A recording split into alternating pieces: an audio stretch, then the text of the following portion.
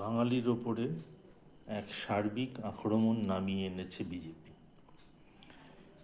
বাঙালিদের শারীরিকভাবে হেনস্থা করছে, বাঙালি শ্রমিকদের, শ্রমজীবী মানুষকে বিশেষত, বাঙালির সভ্যতা, সংস্কৃতি, বাঙালির গান কবিতা, বাঙালির মনীষীরা সব কিছুকে অপমান করছে বিজেপি।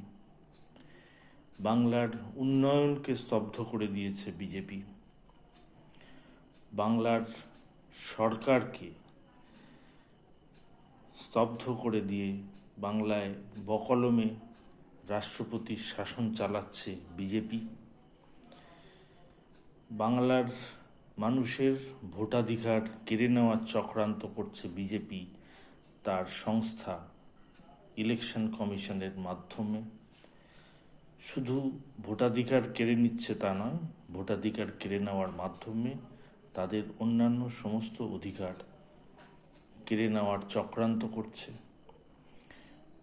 বাঙালিকে বাংলাদেশি তকমা দিয়ে কাঁটাতারের ওপারে ছুঁড়ে ফেলে দিচ্ছে বিজেপি। সুতরাং এখন সময় এসেছে বিজেপিকে ছুঁড়ে ফেলে দেওয়ার। আমাদের সামনে ভোট আছে, বিধানসভার ভোট, 2026-এর ভোট। সেই ভোটে এবারে শুধুমাত্র দুই পক্ষ, বাঙালি এবং বিজেপি। অন্য সমস্ত দলের যাই সমস্যা থাক, অন্য সমস্ত দলের যাই এজেন্ডা থাক, এবারে ভোট হচ্ছে বাঙালি বনাম বিজেপি।